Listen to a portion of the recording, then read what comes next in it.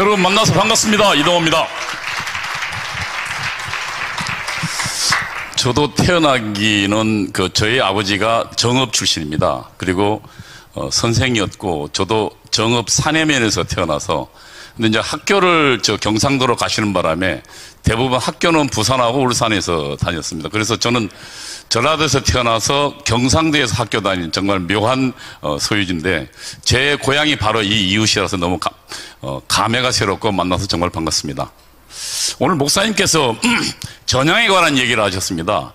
제가 전대협 연대사업국장입니다. 연대사업국장이라는 것은 통일전선 사업을 하는 겁니다. 그러니까 사실은 전대협 내에서 굉장히 높은 자리입니다. 한 의장 빼고 한 두 번째, 세 번째 정도 자리입니다.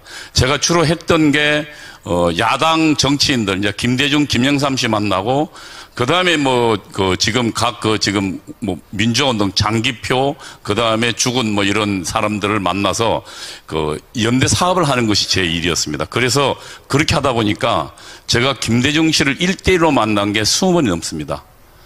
김대중 씨의 동교동 집에 들어가서도 만났고요. 그리고 거기서 같이 1시간, 2시간 같이 밥 먹기도 하고요. 서귀호텔에서도 만나고요. 당사에서 만났습니다. 근데 제가 분명히 말씀드릴 게 있습니다. 제가 월간조선에도 이 이야기를 한 적이 있습니다. 공개적으로요. 김대중 씨는 저를 만날 때 당시에 북한의 지도부가, 대남사업 지도부가 한국민족민주전선이라는 것입니다. 그것이 당시 주사파들의 지도부였습니다. 그 지도부가 당시에 구국의 소리 방송이라는 것을 통해서 구체적인 혁명론과 혁명론뿐만 아니라 구체적인 혁명의 전술과 구호까지 전부 지령했습니다. 그래서 연세대학교 내에서도 그 구국의 소리 방송을 청취팀이 있었습니다. 5개 팀이 24시간 청취했습니다. 그래서 그걸 전부 타이핑했습니다. 그리고 그 내용을 실행하려고 무지했었습니다. 근데 저는 김대중 씨가 20번 만났는데 김대중 씨 저보고 분명히 이렇게 이야기했습니다. 동지, 한민전이 이렇게 하게 하지만 무슨 이야기냐면 한민전의 지령을 이해하고 있다는 얘기입니다. 한민전이 이렇게 이야기하는데 우리가 지금 거기까지 가면 국민들로부터 외면당하니까 절반만 나갑시다. 이게 저와 김대중이 마주 앉아서 했던 나눈 대화들입니다. 이런 사람이 대한민국의 대통령이 됐던 것입니다. 제가 분명히 말씀드릴 수 있습니다. 김대중은 단 한 번도 전향한 적이 없습니다. 그는 북한의 지시를 받는 사람이었다고 분명히 말할 수 있습니다. 제가 그 증인입니다. 저는 월간조선의 이야기를 분명히 대담으로 기사하고 했습니다. 한 번도 김대중 씨 측에서 저에게 항의하는 사실을 본 적이 없습니다. 그리고 또 하나 말씀드리겠습니다.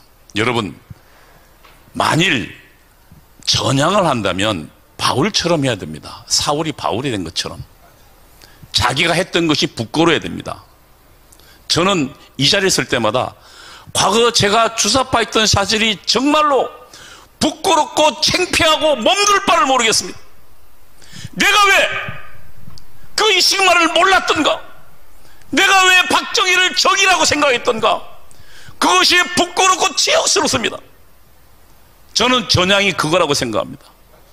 저는 10년 넘게 공부하면서요, 문제가 있다고 느끼면서 10년이 걸렸습니다. 그 마지막 순간 책을 덮으면서 하나는 이승만 때문에 울었습니다. 하나님이 이 정말 아무것도 없는 나라에 이승만이라는 사람을 준비해 두셨구나. 젊은 시절에 그를 사형장으로 몰면서 그 절체절명 순간에 하나님을 고백하게 하고 만나게 했던 그 이승만, 그가 우리 국민 절로가 아무도 모르던 자유와 민권, 민주주의를 그를 통해서 이 대한민국에 심었던 것입니다.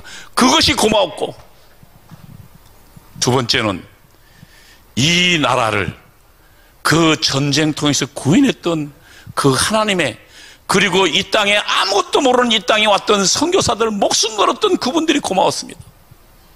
그리고 다시 저를 보니까 제가 저주스러웠습니다. 저는 저의 과거의 잘못들을 여러분께 고백하는 것이 저의 책무라고 생각합니다. 이것이 전향이라고 생각합니다. 저는 그래서 아까 목사님 말씀처럼 김대중은 절대 않고 전향하지 않았다. 그는 끝까지, 그리고 그는 10억 불 정도가 간 걸로 압니다. 북한에. 그 돈이 우리에게 핵폭탄으로 나가왔습니다. 그것이 어떻게 전향한 사람이, 그는 대한민국의 적군을 돕는 일을 했던 것이라고 저는 분명히 말씀드릴 수 있습니다. 공산주의자들은 절대로 자기 입으로 자기 스스로 공산주의자는이라고 이야기하지 않습니다. 그들의 말의 의미를 찾아 들어가면 그들의 뜻을 바라볼 수 있습니다. 제가 어제 말씀드렸지만 공산주의자는 적어도 아로 단계 아니면 내가 주체사상 신봉자라고 밝히지 않습니다. 아로라고는 이석기가 있던 그 조직이 아로입니다. 그러니까 리볼루셔너리 오가니제이션, 혁명가 조직, 그리고 그 위에 최상층의 VO가 있습니다. 혁명정당. 이 두 단계들만 김일성 사상을 이야기합니다. 저는 제가 김일성 사상을 배웠습니다. 김일성 사상의 핵심은 딱 하나입니다. 그 수령이 나에게 가장 중요한 정치 사상적 생명을 주었다는 것입니다. 그리고 그 수령 덕분에 나는 영생한다는 것입니다. 여러분, 이것이 어떻게 기독교 유일신 하나님과 함께 갈 수 있습니까? 지금 목사님들은 아마 주체 사상을 따르는 자들을 지지하는 목사님들은 이 내용까지는 모를 것입니다. 공산주의자들은 입만 열면 자유는 이야기 안 합니다. 그들은 민주주의는 두 가지가 있거든요. 자유민주주의가 있고 오늘날 우리가 채택한, 그리고 공산주의가 채택한 전체주의형 민주주의, 인민민주주의가 있습니다. 그래서 민주라고 얘기하면 그래 어떤 민주인데라고 물어야 됩니다. 여러분, 우리가 똑똑해야 공산주의자들 그 가면을 벗어낼 수 있습니다.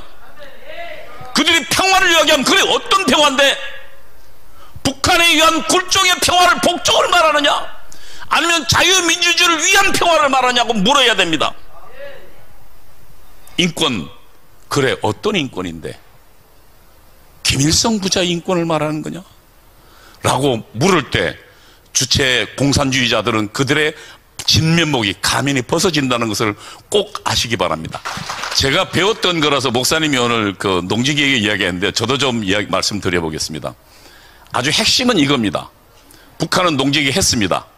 우리 김학성 교수님 학자니까 좀 말을 어렵게 하셨습니다만, 북한은 그런데 농사 있는 것만 하지 그 농지를 가지고 내가 팔 수가 없습니다. 내가 힘들면, 내가 내 땅이 많으면 예를 들면 1000평이면 그 중에 한 200평 팔아서 자식 공부시킬 수도 있지 않습니까? 근데 못 팝니다. 왜냐하면 그 소유권이 북한에 있기 때문입니다. 그리고 매년 세는 30%씩 냈습니다. 그런데 대한민국의 이승만 박사에 의해서 분배받은 농지는 30%씩 5년만 내면 그 땅이 내 것이 됐고, 필요하면 내가 팔 수도 있었고 살 수도 있었습니다. 열심히 일하면요.